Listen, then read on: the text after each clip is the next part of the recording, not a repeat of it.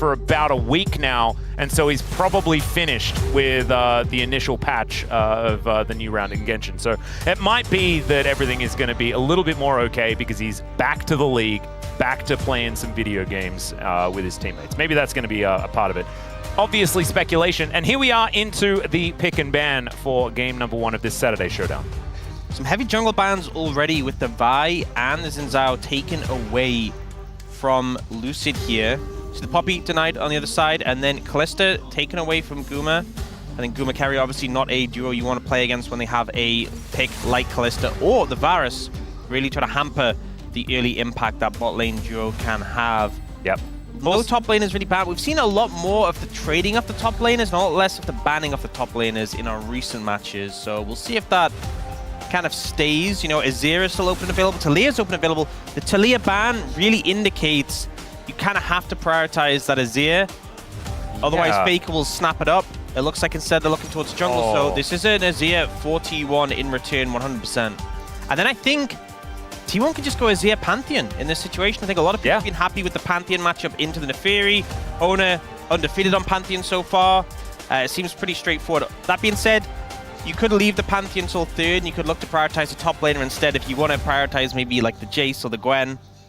Yeah, I feel like, Pantheon Azir is almost definitely going to be coming out here. I don't see why they wouldn't do that. And so I guess Dplus knew that that was going to happen. They're very happy to go towards the Neferi Ahri lane.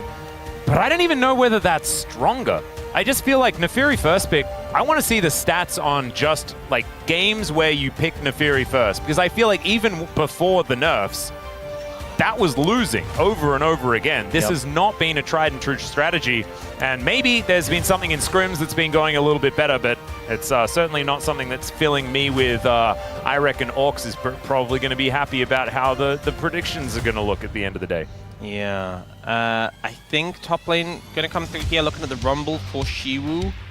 Yep, I like that one. I think as far as the carry top lane is concerned, this is Doran's best. So picking that one away from him makes a lot of sense. And the question here is, do you go for something like the Aurora or the Galio, like these hard counters to the Rumble, or do you just take like a Jace, who is arguably the strongest top laner right now?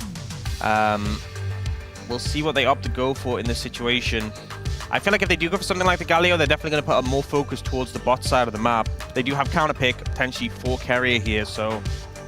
Yeah, I think, instead of opting for the Jhin, I guess in this situation, you know, I just listed off 3 picks that they could play into the Rumble. If you have that many options, you're not really too concerned about going into the next phase of bans. And after Dplus, they can maybe target with the top lane if there's something concerned about there. And Ezreal going to be taken away from aiming. That does make a lot of sense. Aiming a self-proclaimed best Ezreal, so not going to let him have that one. They can just protect this bottom lane matchup as much as they would like. Aiming, of course, with plenty of options, though, so it might just be an Alistar ban to come through unless they want to be R4ing that one. Nico going to be taken away from carrier. Yeah, trying to limit some of the range support options. Obviously, don't feel good playing into them when T1 does have that counter pick option available. Nico being very popular because she serves as that engage support while also having that range harass in lane. Yeah. And then Rakan coming out, so denying the potential to go for that Zyra Rakan combination.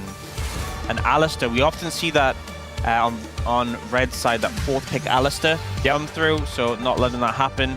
I think in this situation, though, T1 probably just secure the top laner for Doran and then leave counter pick for carry, give them as many options as possible. And the Scion was something that I was kind of thinking they might go towards. Gwen, not necessarily as powerful on this patch and has always had a rough matchup into the Rumble. This is going to be a difficult lane for Doran. Yep. But still, Gwen is very, very powerful as she gets into skirmishes. And in the 1v1 later on in the game, will be very difficult for Shiu to be able to stand up to the Scissors Lady. I think maybe Dplus could just go something like the MF Rel here. Aimin's been really a big fan of the MF, but instead actually looking towards his Kai'Sa, which, you know, it's a pick that he's very comfortable on. But playing into like Jhin and counter pick support as a Kai'Sa, this is a little worrying. Yeah, this looks difficult. There's not a massive amount of setup for it either, but instead it will be paired alongside the Leona to try and at least get something there. I think one thing to be said is that because it's a Jhin, you don't really expect a Braum to come through, so they feel more confident to take the Leona in the situation. And you can see T1 are not interested in taking the Braum at all, looking at options for an engage support. So it looks like the counter pick is not really going to be utilized in a way that punishes so much this Kai'Sa Leona. Yes, the Jhin will have a pressure advantage in the early laning phase, but this is definitely a playable lane for Dplus. And I think overall, considering T1 started off with a fantastic Azir Pantheon, I think Dplus kind of happy with how things have shaken out. They got a comfort pick for aiming. The comp is very cohesive with these dive threats. Is on his Azir, the most iconic champion in his repertoire. And there's a lot of iconic ones, but it's just probably the one up the very top. So that's a very, very scary thing. We'll see whether T1 can put their money where their mouth is as we dive onto the rift for our Saturday Showdown Game 1. 소환사의 협곡에 오신 것을 환영합니다.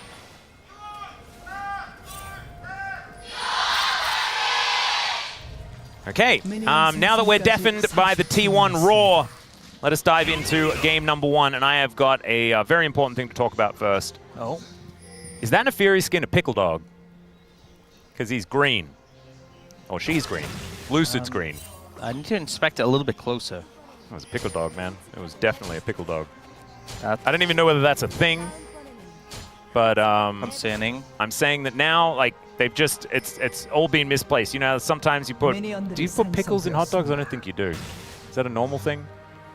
We need Brendan here. You know, he's an expert in hot dogs. Yeah, he's the New Yorker. Yeah.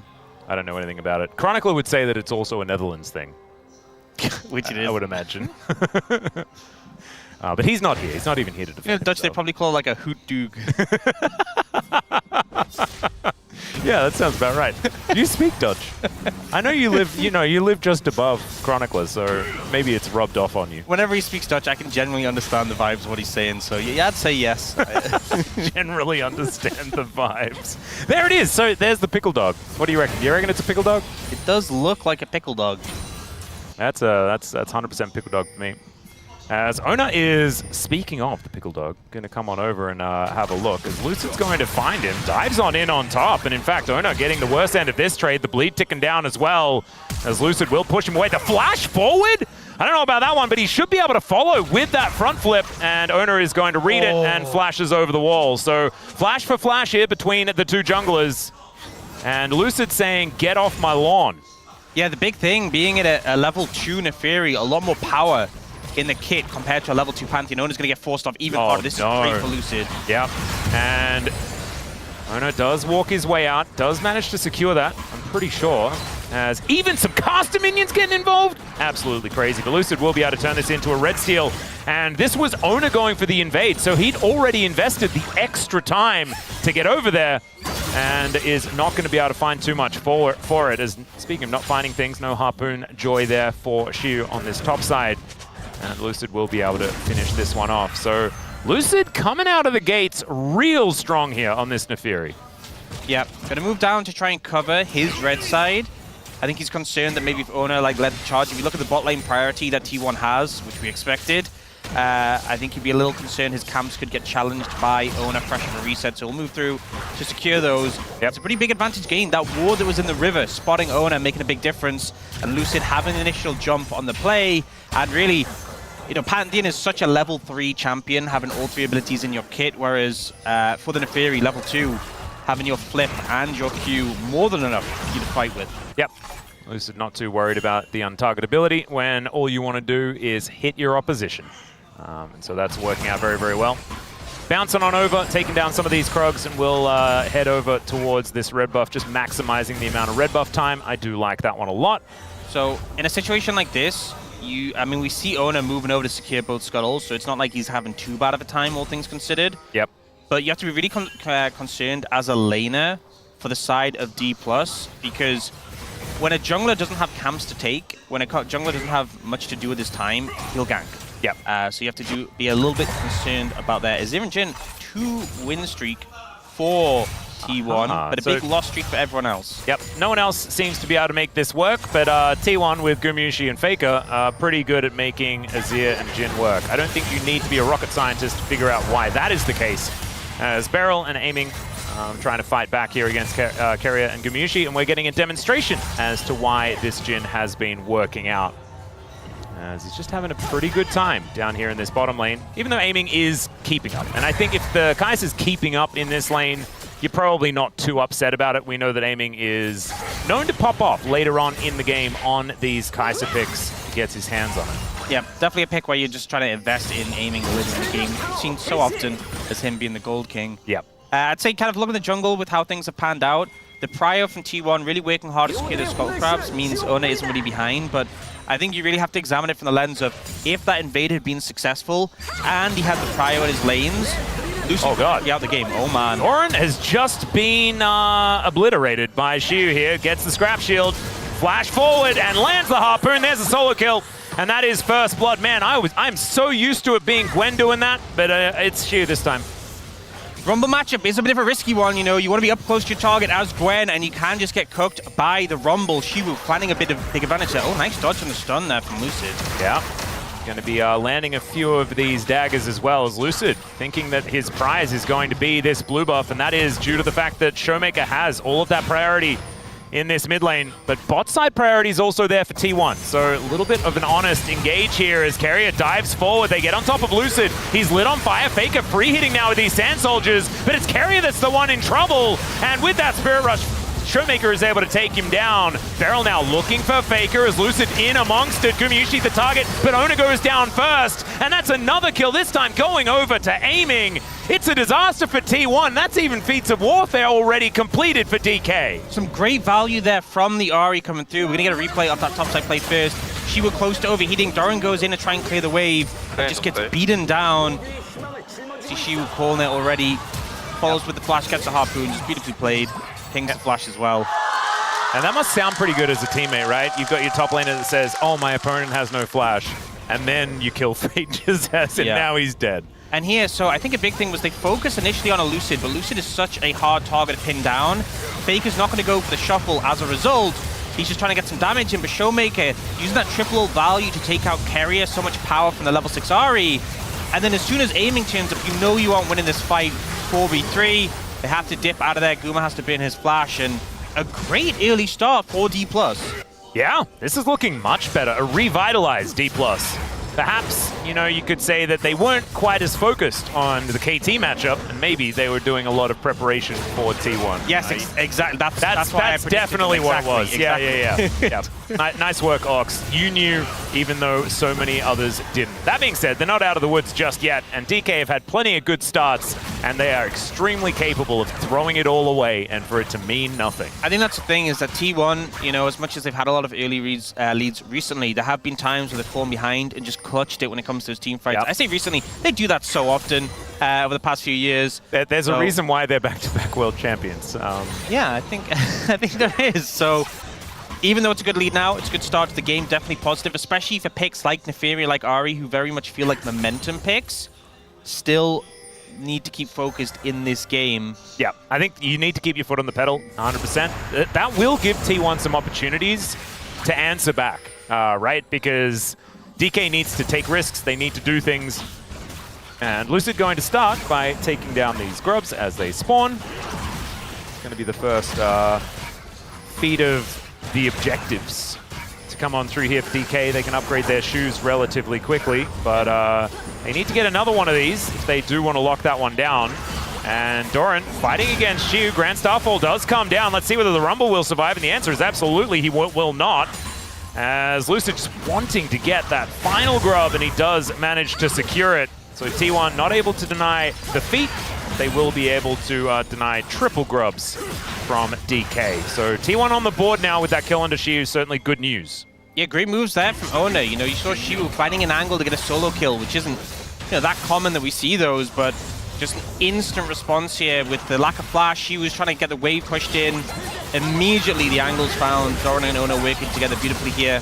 Yeah. And that looked so easy to pick up, and then does secure them that one grub. Obviously, as you said, the feat contribution does go towards Dplus, but I think T1 happy to get a little bit gold back in their favor. Yeah, and I think getting the Gwen out of the hole is going to be an important one as Beryl comes over and says hi to Faker. Hey man, how you doing? And Faker says, I wanted to go home. Please stop annoying me. Oh, and also puts the passive on the minions, so Showmaker just kills them with the beautiful... Oh, Carrier? All right, Carrier could be in a little bit of trouble here. don't think they chase. Yep, still going to be able to get out. It's once again Beryl with another Zenith Blade. Charm going to connect there as well, as Faker could be in a little bit of trouble. Orbit Deception comes down. I don't think Faker's dying here. And remember, he really wanted to go home. Yeah. And so it's really not going to do all that much. He will miss out on this wave, though, because the timing's not necessarily the greatest. Good Charm from Showmaker, just barely unable to connect. Or some good trades. And again, Faker's going to recall, but he doesn't have TP. And with him off the map, and Showmaker having not committed ult in that play, Dplus very confident to pick up this dragon. Yep. Second objective of the game. Deadly Flourish, a bit of an attempt there from Gumayusi, and I was going to say, oh, that's optimistic, but it's Gumayusi. This guy steals things all the time, and so you could actually be a little bit worried. Of course, Piercing Arrow does do a lot more damage than Deadly Flourish, so there's that.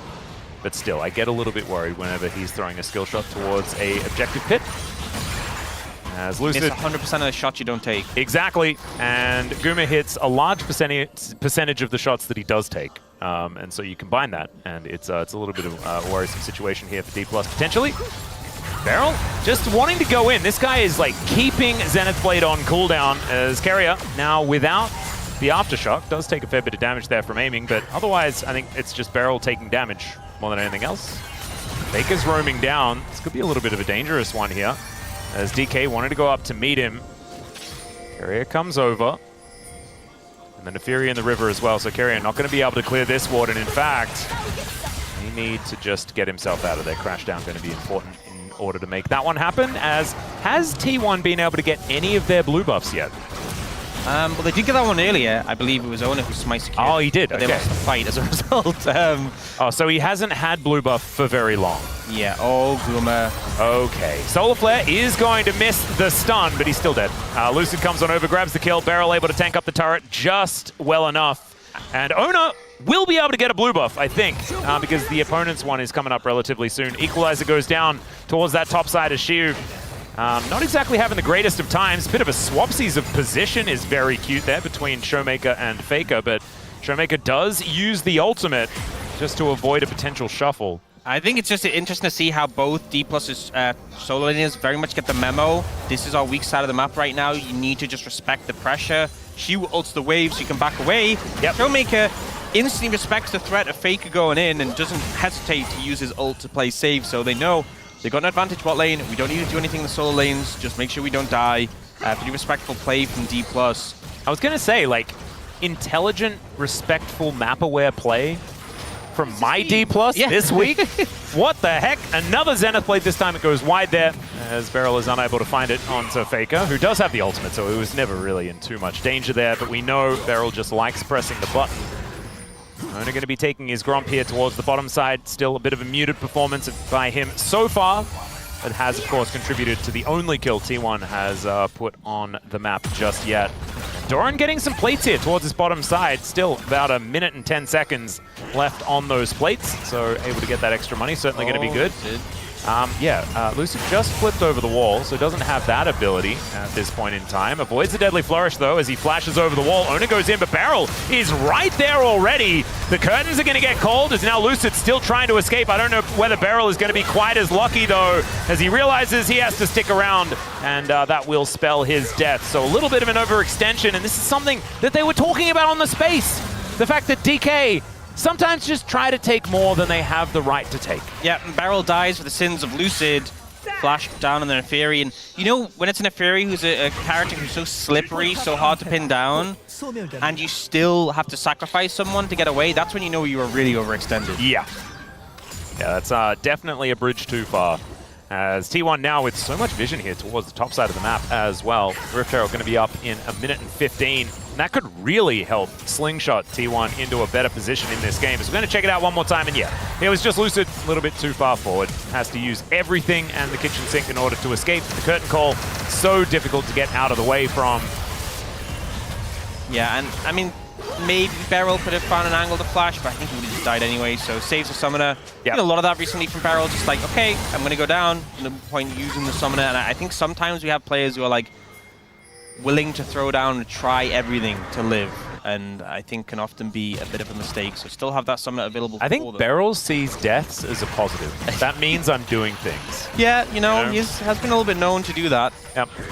And also, there was a Herald fight coming up in a minute's time, and so having the flash available so you can get on top of, you know, Faker or even Doran or Owner or anyone like that with a flash and the Shield of Daybreak, that could be a pretty good. It's 100% the right call to save it and have that ready and available. But all flash is available across the board for everyone. So, I mean, the fact we have the Dragon and the Herald, big time to set up some potential fights. You know, there is still a gold lead for Dplus, but we look at where the gold lead is in terms of items. Everyone has their one-item spike. The only person who doesn't really is Beryl, is Keria rushed that locket instead of finishing his boots, so maybe a bit of an advantage there, but you know, even when you have like an extra pickaxe for aiming, it's not really going to make that much of a difference compared to completed items. So I think both teams on roughly even footing going into this one. I would say so. And aiming as well, going for a more physical build this time around, does make a little bit of sense. Means that I'd like to sort of change my assessment of the composition a little bit more, because I just don't like AD Kaiser that much. Especially in a composition like this where he's up against a lot of champions you do not want to be in melee range of. I will say though, when you're playing with double AP solo laners, I think it does make sense. Oh, you have to do it, right? But it just means that the Kaiser value isn't going to be as high because you don't have the poke value from it. Things like this as you move later into the game. I think it's one of those things where the item spikes come in a bit later. You know, we're talking more like 3 items, whereas normally Kaiser's really strong on 2. But at that point, like late in the game, she's really going to shred.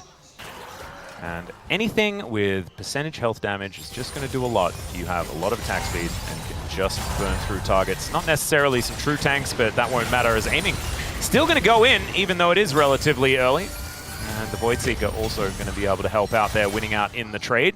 Bit of a cannon off here in this mid lane, but it's aiming that just secures his. Keria moves over, finds Beryl, but they're just breaking each other's stuff, so it's going to be fine. And things have slowed down here a little bit. As I say that, they speed back up again. Beryl getting engaged on here. Good crash down as he's just looking to try and escape. And maybe this is why the flash was left off cooldown, as Lucid really wanted to secure his Raptors. He does do so. And T1, they just get a flash out of Leona. And we'll move over now towards this Dragon. A lot of vision available here. Showmaker on that top side of the map with teleport in hand. Doran going back home now. And Lucid, well aware of what's going on here, but I just don't know whether DK is going to have a way in. As I say that, Lucid just blast cones his way into the pit, and Owner is going to be able to stun him. The front flip gets him over, but that means the Dragon definitely goes into the hands of T1. Equalizer goes down, not really doing too much. So an evening out of the Drakes. Another Earth, Wind, and Fire. We had one yesterday, and we have another one here today. Brilliant. You love to see it. It's like both teams doing a lot of poking and prodding, trying to find little advantages and translate them into more. And that chunk onto Beryl and the flash being burnt was pretty big. Allowed T1 to get the Dragon, but then Dplus kind of force them away so they can at least get the Herald as a consolation prize.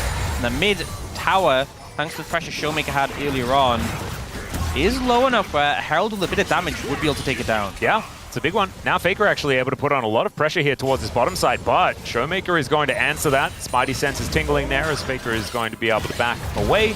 This gives up some pressure towards the top side. You can see little concern that someone might turn up, so they do back away. But I think one of the things with a play like that from Showmaker is when you're moving towards Faker in the bot lane, you know they're going to have vision in the river because they just took the Dragon there. So, you know, maybe a little bit ambitious for that, but he will find his place in the bot lane and just hold that wave. Yep. Kind of interesting. Our Gold King is Gold Kinging.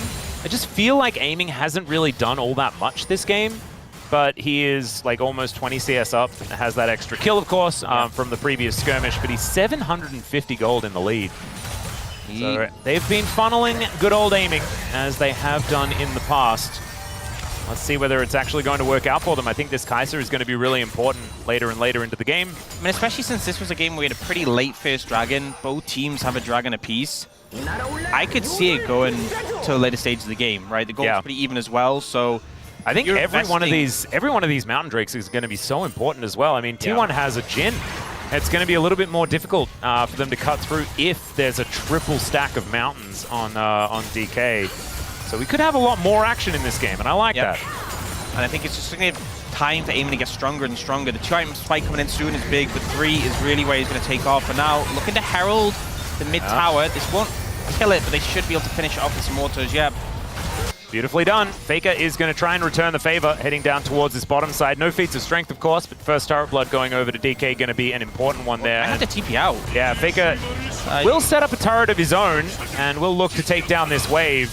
And I think maybe he's just dead. He's lost the ability to do the old... nice. Okay, Oh, gets better. over the wall. That's very cute. Malignant's on the floor, and they just have to back away. It was slick from Lucid to dodge on the divide, but Faker is slicker.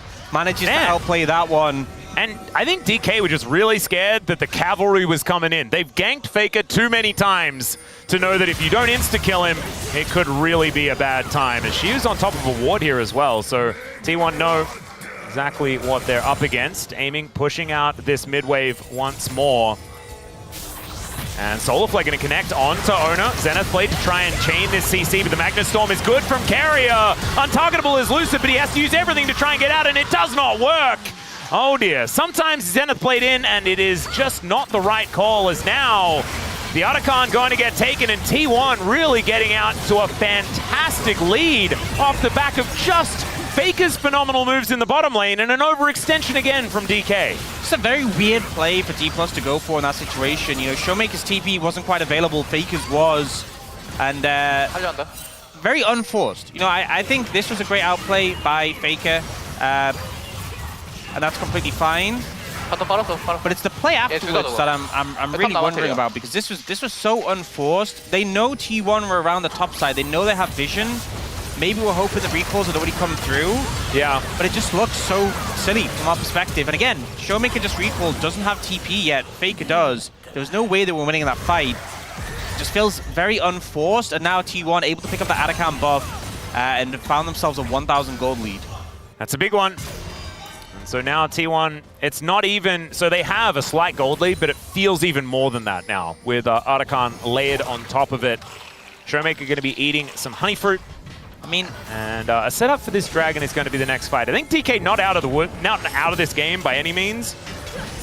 They have to make some better decisions. Maybe just channel what they were doing earlier in the game, where they were making a lot of reserve choices and just, you know, suffocating T1 as best they could. That was working. Let's go back to that, perhaps. they're finding angles to get some tower damage here. Oh, she was struggling now. Yep, Doran in a much better spot as he flashes in and returns the favor. The turret will do a fair bit of damage there, as in fact, yeah, Doran does indeed die. But now we've got another fight breaking out. Beryl, once again, just gonna be dead. Solar Flare looking a little celebratory as it hits absolutely nothing. And T1, they get the better end of it, even though it was a 1-for-1 as far as the top laners were concerned. Losing Beryl going to be a big deal, because that should spell this dragon going on over to T1 without DK being able to do anything about it.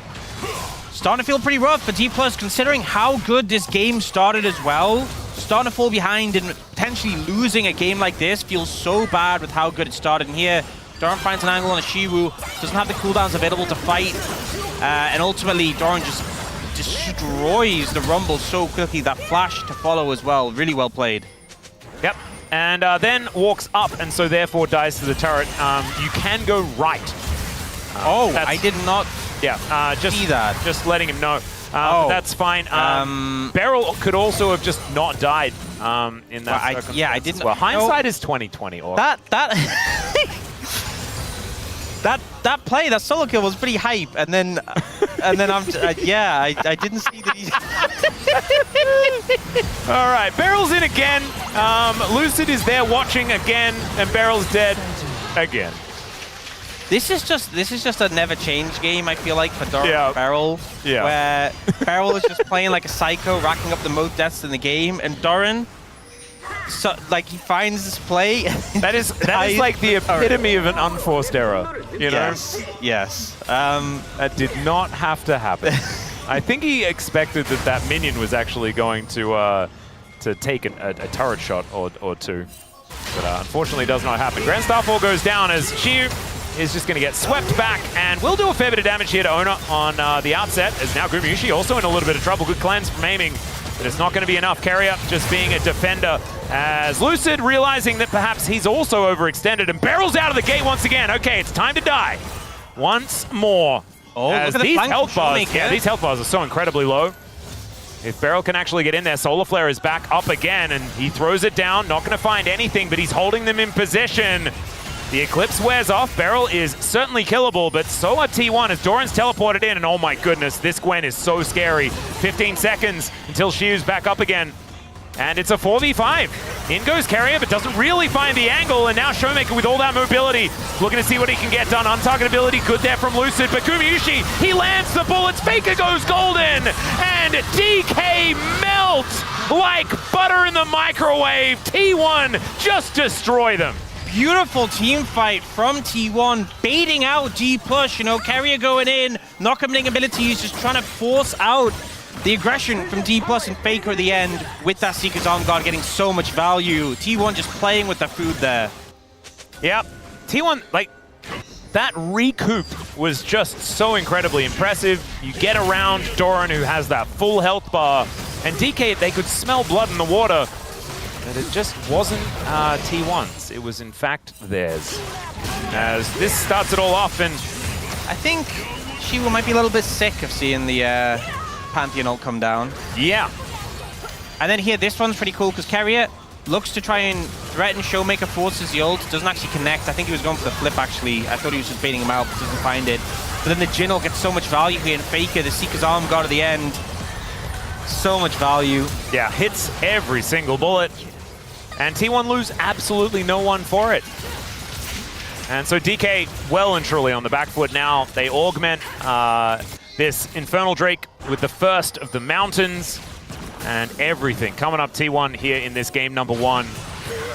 And it looks like the woes of DK have not ended just yet. It felt like things were going to be all right. No. And it's since not necessarily been the case. I feel like a game like this almost feels worse because... Yeah, because you're on blue side.